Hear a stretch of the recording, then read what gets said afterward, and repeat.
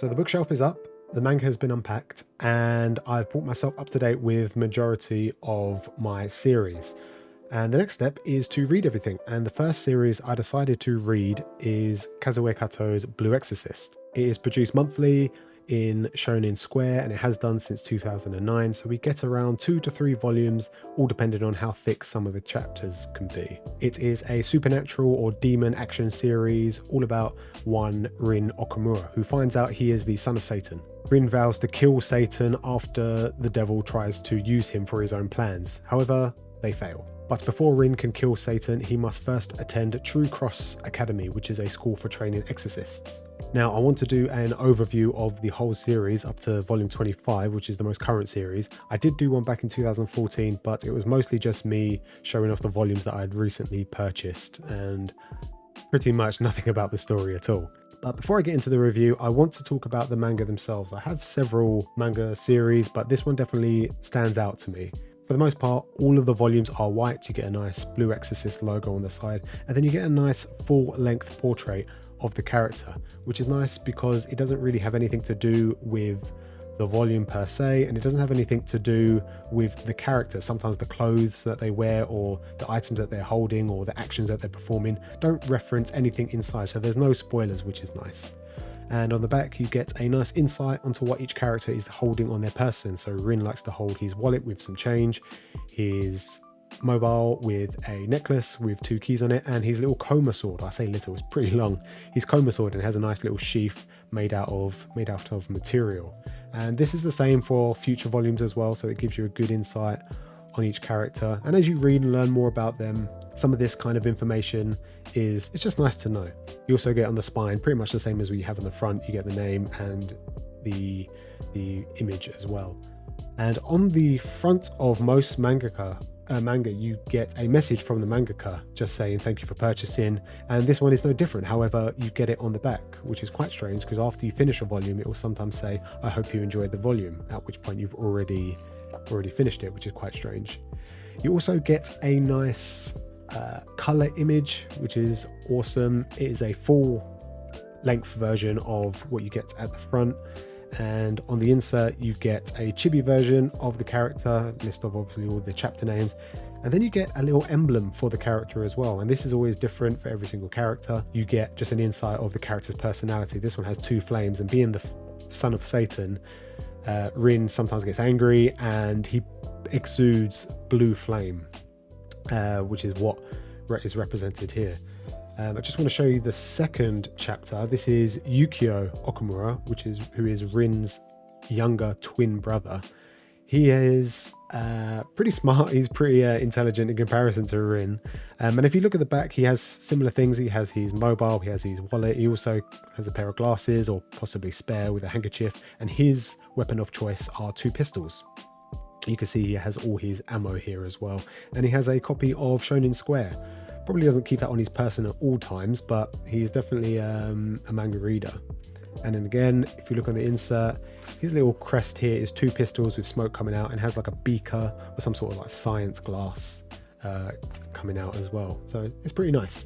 Now, before I get into the review, what I want to do is kind of break it down into story arcs. At the moment there are 12 story arcs, but I'm going to kind of suppress that a little bit more and go just to 7 sections of the whole story. Now, I won't be going into any spoilers, and this will for the most part be pretty spoiler free. I will be going to some elements. However, if you've read or watched any kind of shonen series, you can almost predict pretty much what is going to happen throughout the series. I will be making some similar references to Naruto here and there and some other shonen series, because again, once you've seen one shonen series, for the most part, it's not everything is revolutionary.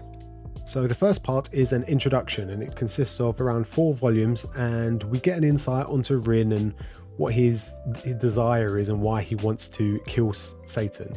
Now, Rin is very thoughtful and compassionate by nature towards others.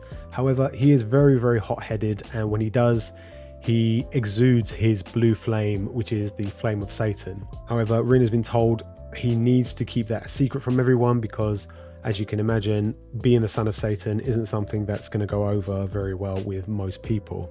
As you go through each chapter, you get to see Rin's classmates, you get to learn about demons, and Rin goes through training, as you can expect. There's a lot of world building in every single chapter. Rin is brand new to this whole world of exorcism. Before knowing he was the son of Satan, he lived a relatively normal life. So you get to understand what type of demons there are and how to exorcise them, etc. And as you can imagine, eventually his classmates find out that he is the son of Satan, and there's a lot of tension in the later chapters of these first 4 volumes. So I mentioned Yukio, who is also a teacher at the school. He is also Rin's younger brother. He is extremely calm and cool and collected. However, he is a stickler for the rules, which is funny because Rin never obeys the rules whatsoever for the most part. And this is Shamie. She is also a student at the school. She's very shy, very timid, and very enthusiastic to help other people. And then there's Mephisto, who is the president of the school. He's shrouded in mystery. You're constantly questioning what his motives are. And he's actually a really funny character, as you can imagine, just by his outfit. So after an introduction to all the characters and them inevitably disliking Rin for being the son of Satan, we are introduced to our first major villain, who wishes to resurrect the impure king, who is a high-level demon. The class is assigned to help another branch with this demon and this threat, and it takes place in the homeland of 3 of the classmates. There's Ryuji, there's Shima, and Konekimaru. And what's interesting is you get an understanding of their relationships with their family, their relationships with each other. And during this part, Rin also tries his best to kind of ensure people that he's a good guy. Although he is the son of Satan, he wishes to kill him and he just wants to live a normal life. And it's quite interesting because you get this little relationship where it's almost crumbling at the beginning, and it's slowly, as you get to the end of these 5 chapters, their relationship kind of not solidifies, but it starts to mend, and you get a really good understanding of where their relationship is going. And at the end of the 5 volumes, you get left on a massive cliffhanger, and it's a little bit of a, not disappointment, but the next 2 volumes are kind of fillery. You get introduced to some of the bigger characters, some of the governing bodies, and some high-level demons. You also get an idea of where the students want to go. They start doing exams, some more training, and it's actually really interesting. Kind of like how in One Piece, where they go from island to island, the chapter or 2 between those 2 islands where they're on the Sunny or on the Merry is kind of building up to the next point of interest, and that's kind of what these 2 volumes do. Not a lot really happens, but it's integral to the story. And then we have the next 4 volumes. I'm gonna stop showing some of these volumes because they do spoil a little bit, but here we get introduced to the main organization, not just one evil dude, but a whole organization.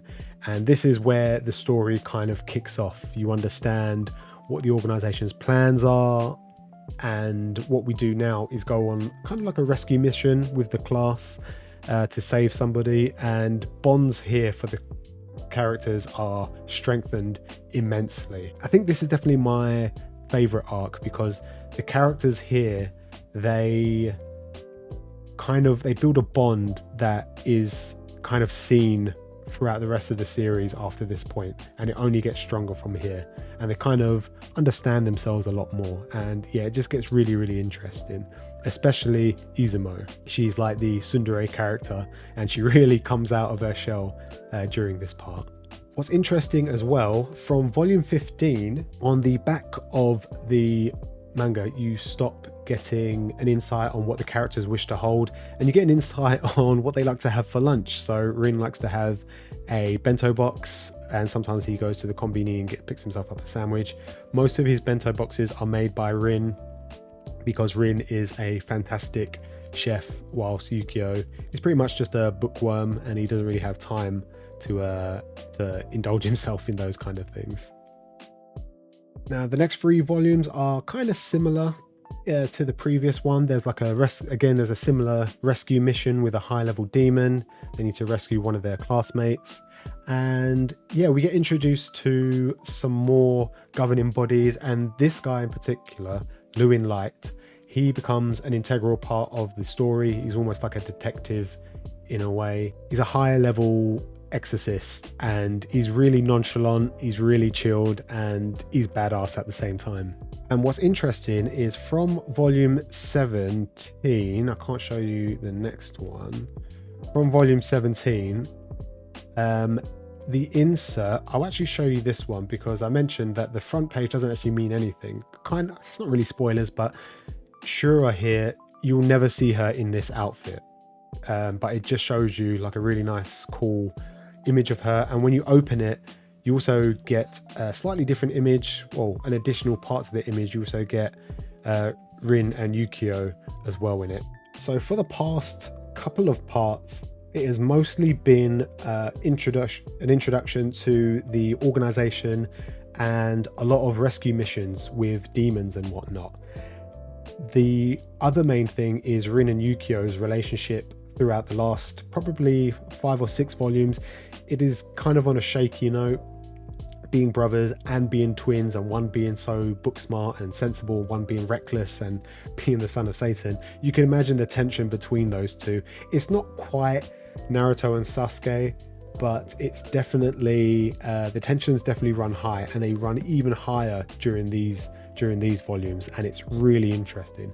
Again, you get a lot of filler with regards to the story, where the characters want to grow, go through exams and certifications and whatnot. Also, Lewin Light, he also makes some advances and detective work on the organization, and it all kind of rounds out during this part.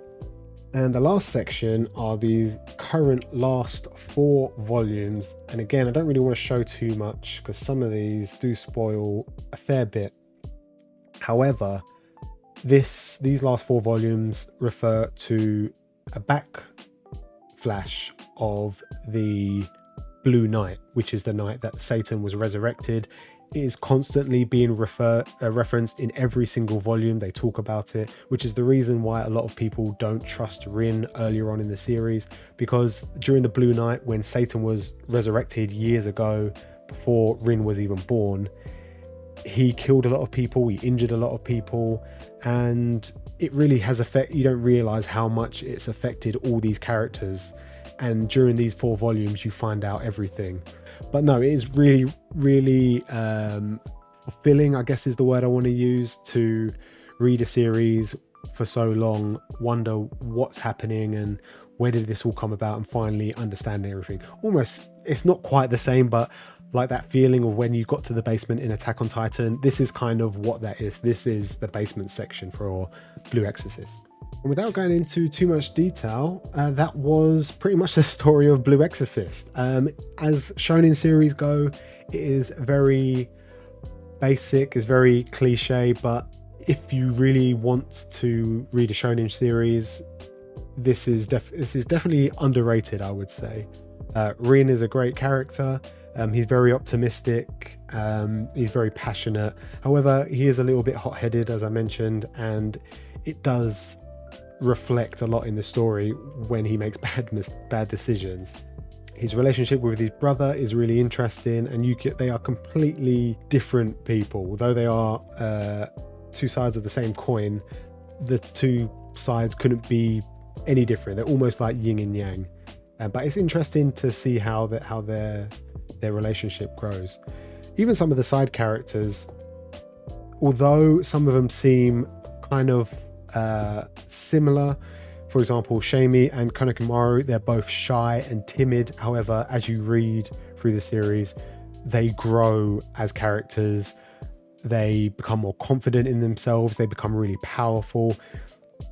Shima is another example. He is super lazy. He can't be bothered with anything outside of stalking girls. He's a proper pervert, but he picks himself up later on and he becomes a really interesting and integral character to the story.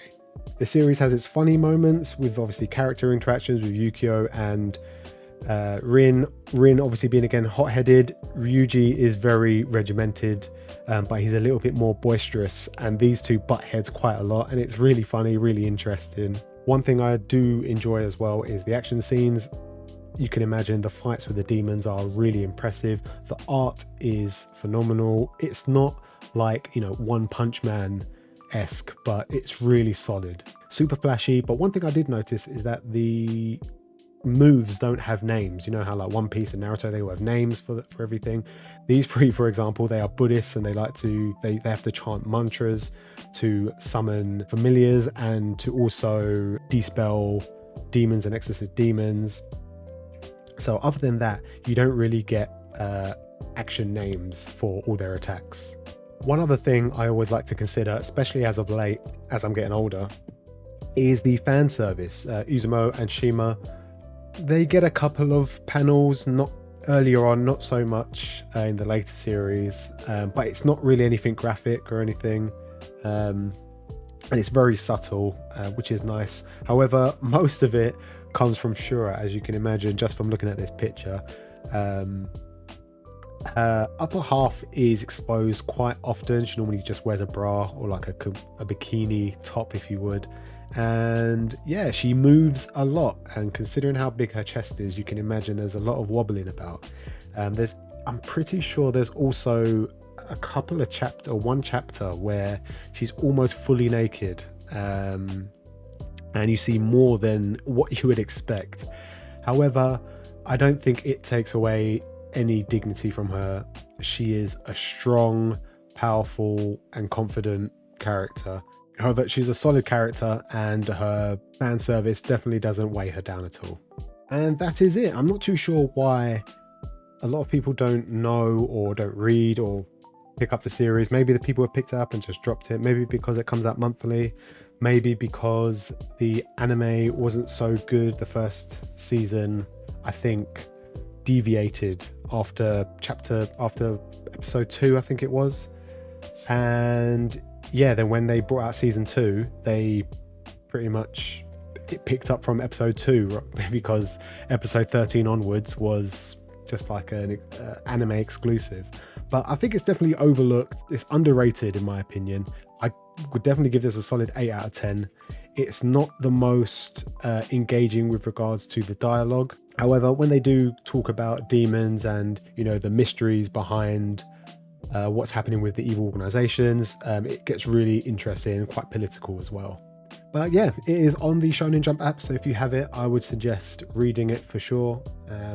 Yeah, I think volume 26 comes out in October, and then after that we'll be looking at 2022 before we get another volume. But yeah, that was pretty much it. I'm hopefully going to be reading the rest of my collection. I still need to purchase a few more bits, and yeah, hope you enjoyed, and I'll see you in the next one.